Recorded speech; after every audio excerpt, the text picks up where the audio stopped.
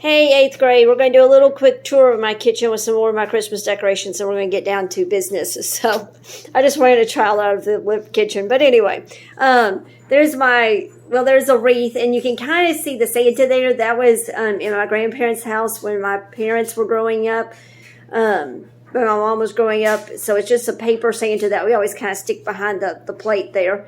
There's my leaning bookshelf, which has some Christmas decorations on it, some more Christmas decorations, and just a hot mess because I love to bake, and it is baking craziness around here. And then the one I'm going to be videoing behind is just like a cabinet called a pie safe.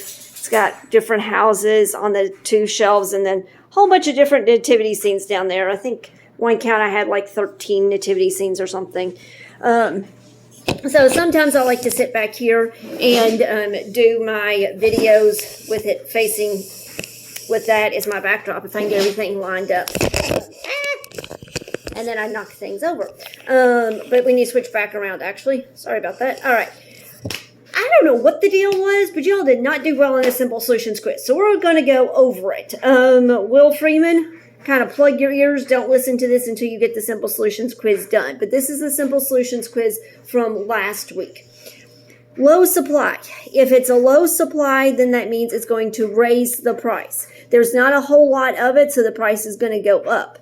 You can ask more for it if you don't have a whole lot of it. High production cost. It costs more to make, so it's going to cost more to sell it. Low competition. You know, if you only have one or two people to choose from, then you're going to have to pay more. So that's going to raise the price. Low demand. That's going to lower the price. Nobody wants it. Umbrellas when it hasn't rained for days. High supply. You got it coming out of your ears. You're going to drop the price to get rid of it. High competition. People have lots of choices as to where they're going to go to buy it. They're going to go to the cheapest place. Low production costs, lower it. High demand, raise the price.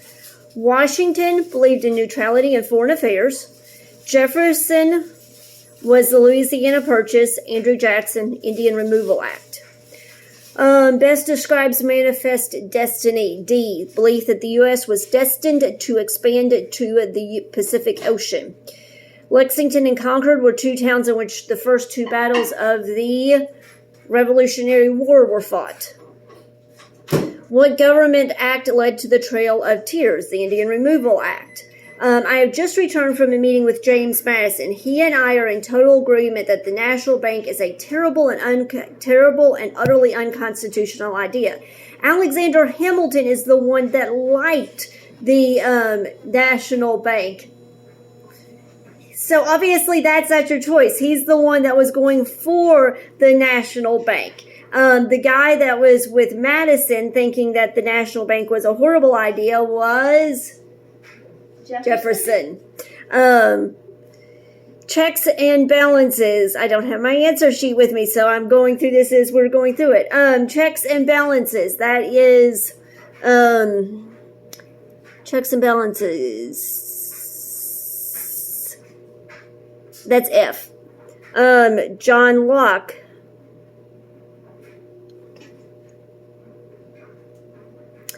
Do you remember John Locke, Elizabeth? He sure did something. Yep. John Locke, I would have to look it up. I'm sorry, I should have had that one ready. I think it's E, but that that the governments derive their power from the consent of the governed, and that it's Montesquieu who was the philosopher that came up with the separation of government powers. I have trouble with those two as well, but go back and check those two. Separation of powers.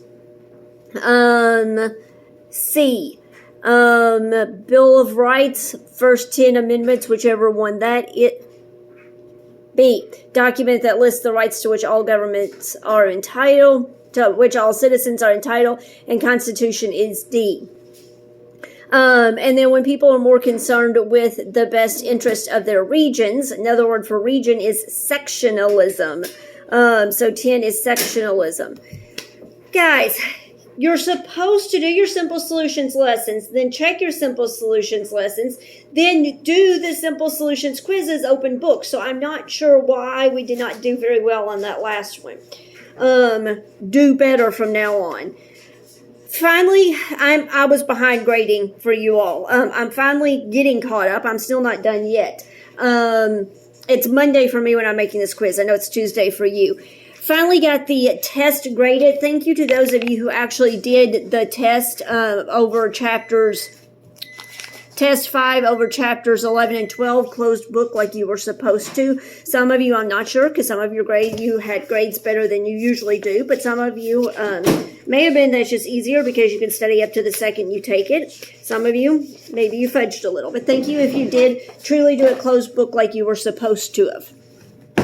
All right, as you know, I try really hard to be organized, but I always end up with stuff scattered all over creation. If you could see my kitchen table, you know it's one of those days. I'm scattered everywhere. And we got lunch going on at the same time, so it's a little crazy in my house. All right, today is Tuesday for you all. So, you are supposed to do Simple Solutions 68 and check 67 and 68. Do the open book Simple Solutions quiz. Make sure you're taking your time and doing a good job on it. Then you are supposed to read 13.4. 13.4 is where we get Polk introduced. So I just did his president card. So here's James K. Polk's president card. He is president number 11. He was president from 1845 to 1849. He was a Democrat. His Veep was George M. Dallas. He was born November 2nd, 1795. He died June 15th, 1849. Most notable acts as president, he compromised with Britain for the Oregon Territory. He was president during the Mexican War. He was president when we got the Mexican Cession. Fun facts, that really was not much for him. Graduated with honors from the University of North Carolina. His legacy would be basically helping to expand the country. His presidential slogan was 54-40 or fight, which just means that he was going to expand the country. Okay. We had ended talking about the Oregon Trail on 18.3. So we had been talking about expanding our country and moving west. 18.4. In the 1840s, Americans everywhere were talking about the nation's manifest destiny, which we just talked about with our last Simple Solutions quiz. The idea that the U.S. was destined to extend from the Atlantic to the Pacific. Of course, you know, with it being Christmas, right now I've got a Christmas song going through my head about to the Pacific. Oh, gee, and you know I can't sing, but that's all I can think about is that Christmas song right now. There's no place like home for the holidays, but and then I totally lose my place. The Whigs nominated Henry Clay because at this point, remember, we still had the two parties of the Whigs and the Democrats. So the Whigs nominated Henry Clay as their presidential candidate, and the Democrats nominated James K. Polk of Tennessee. While Clay and the Whigs said nothing about westward expansion, Polk and the Democrats strongly supported it. They adopted the slogan 54-40 or fight, meaning they would obtain control of the Northwest all the way to the 54-40 north latitude line or fight the British to get it. Polk won the election. President Polk, like Sam Houston and Andrew Jackson, was a Tennessean who understood the problems of the frontier. He also saw the growth of family farms and businesses in the West as a way to keep America strong. So then it talks about annexation of Texas and Oregon. President John Tyler signed a resolution annexing Texas right before he went out of office. Missouri Compromise, of course, had said that anything above 3630 would come in as a free state. Below, it was up to the state. So there for a while, we had things kind of unbalanced as far as free states versus slave states. In the election of 1844, of course, Polk had promised to annex Oregon peacefully or otherwise. But when he took office, he realized things are really heating up with Mexico. And he's like, there's no way we can fight Mexico and England at the same time. We're not that strong. So we've got to figure out how to peacefully settle the whole Oregon issue, which they did with the Oregon Treaty of 1846. Didn't quite get up to the 54-40. Didn't get up as high as they wanted, but got higher than we had gotten it. The U.S. and Great Britain came to a good understanding, but I cannot read all of a sudden. I'm sorry.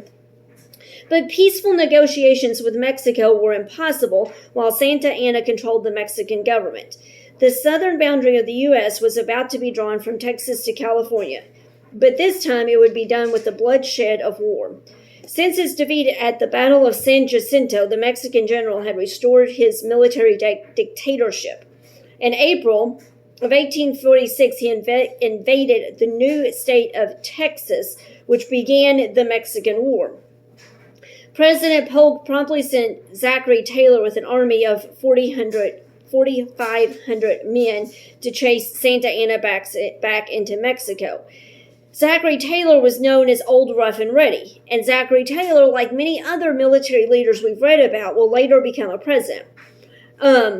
I hope you're noticing this, that of the Zachary Taylor is President 12. Of the 12 presidents we've had up to this point, quite a few of them have been former military leaders, and that's going to continue for a while, on up to Grant from the Civil War becomes a president. And so then you can read on about the Mexican War, then the Treaty of Guadalupe Hidalgo ends the Mexican War and gives us land. Then it goes on to talk about the Mexican Cession. By the Treaty of Guadalupe Hidalgo, Mexico agreed to recognize the Rio Grande as the southern boundary of Texas and to never invade.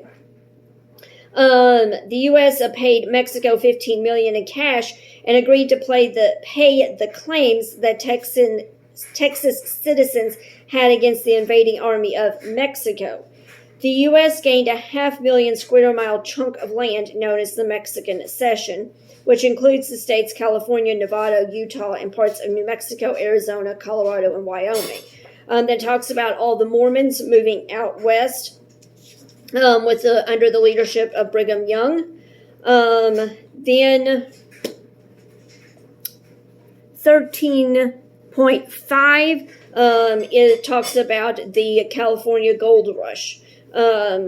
Which there's not really anything extra that we need to say about that. And then it ends with the Gadsden Purchase and a picture of the United States as it looks now and how we piece all of that together to make the United States. So let's talk the rest of this week because this was the only video I'm making for you all today. So first, let's talk literature. Like I said, I'm trying to keep things as normal as possible in spite of the craziness of LMS. But I can only do so much. If it was a normal week and we were actually in school, what would have happened is what I assigned you in literature on Friday would be due on Thursday. Thursday in class, you would turn it in. In history class, you would turn it in. Thursday during literature class, we would finish reading the book. I would assign you some more, and then you would give it to me Friday morning before we went upstairs for the middle school breakfast at like 9:15. Or right at 9:15, you would give it to me and we'd go up to the middle school breakfast. So, keeping with normal as best as I can, what I assigned you on Friday is due Thursday. What I'm assigning you on Thursday is due Friday morning by like 9:15. Because as I said in the email I sent out yesterday, keeping in mind this is Monday for me, I know it's Tuesday for you. My plan is Friday to literally the entire day, because I'm assigning an open book test for all grades, plus I have some Bible stuff to grade, plus I'll have all this literature. So literally it will take me all day to grade everything that's been turned in. And if I have to, guys, please don't make me have to, just please do the work. But if I have to, emailing parents and being like, hey, I had to reset a quiz, or somebody's missing a quiz, or somebody's missing this, or whatever, so that by Friday 4:30, when Bailey gets off work, I am completely done grading. Everybody has turned in everything, and I have graded it all, and then we can all go and begin our Christmas break. So, it's up to you. If you can get both literature, the literature that's due on Thursday done by Thursday, and get the literature that's due on Friday done by Thursday, that would be perfect. If not, you have to Friday about 9:15. But I really want it done by then, the Friday literature. As far as history class goes, today is Tuesday, so you will do lesson Simple Solutions 68. You will check Simple Solutions 67 to 68. Be sure you're actually checking it. Then you will do the open book simple solutions quiz. Actually use your book so you can have an awesome grade on it. And then you'll read 13.4. Tomorrow, you will do simple solutions 67 and 68. You're going to do 2 simple solutions lessons on Wednesday. Check both of them. You will have a quiz, a history quiz, quiz 23. And you'll read 13.5. Thursday is the open book test. Now, what I am doing is I'm going ahead and attaching the open book test to today. Because it would be better if you worked on it a little bit today, a little bit tomorrow, then finished it on Thursday. Because if you were here last year, you'll remember this. It is a semester exam, so it's over chapters 1 through 13. So I don't mind if there's one and you're like, I just am stuck on this one. I cannot figure this one out. If you start working on it, if it's not, Thursday at midnight and you're deciding to do this. But if you're working on it anytime Tuesday, Wednesday, Thursday at a decent hour, you can post on the classroom wall, hey guys, I'm really stuck on number 5. If I get to it first, I will say, hey, that's on page so-and-so. I won't give you the answer. I will tell you it's on page so-and-so and point you in the right direction. If somebody else gets to it first, that's what they're supposed to do, is say, hey, it's on page whatever, and maybe give you a hint about it. Not just give you the answer. So that's why I'm going ahead and posting it, because it is 80 questions. It's not that hard, but it is spread out over 13 chapters. Some of that's maps, some of that's timeline stuff. But so that way, if you get stuck, you can post a question on the wall, and we will help point you in the right direction. Hopefully that all makes sense. If not, you can type me a message or something. Like I said, it's Tuesday for you, it's Monday for me. I have gotten the Simple Solutions quizzes graded. I only have Will's missing. All the tests are done. Perfect. I have not graded the Geography Project 10. So if you have not gotten those turned in, I think there's a couple that haven't. Get that turned in if you haven't already got it turned in by today, Tuesday. Love you all. Miss you all. Have an awesome Christmas break. If you were here before, you've heard me say this before, but a Christmas tradition of my family's is to always go to the Creation Museum at Christmas. They have beautiful lights outside in the garden you can walk around and see. And they've got different people from the nativity scene, not just Mary and Joseph, but they've actually got like Elizabeth and Zachariah and the shepherds and the wise men, all telling their part of the story. And all that part of it's free. Now, if you want to do something inside, that costs. If you want to do the zip line, that costs. They apparently have some kind of like fake ice skating rink that costs. But just the free part, just the lights and the characters telling the story is amazing. So check out their website for the Creation Museum in Northern Kentucky. They'll tell you times, prices, details, but I always like to give a plug for that because it is amazing. And that's it. As I said, hope, pray that I will see you January the 4th in person. I will be thinking about you all, praying for you all and your families over Christmas break, and hope it is an awesome one in spite of all the craziness.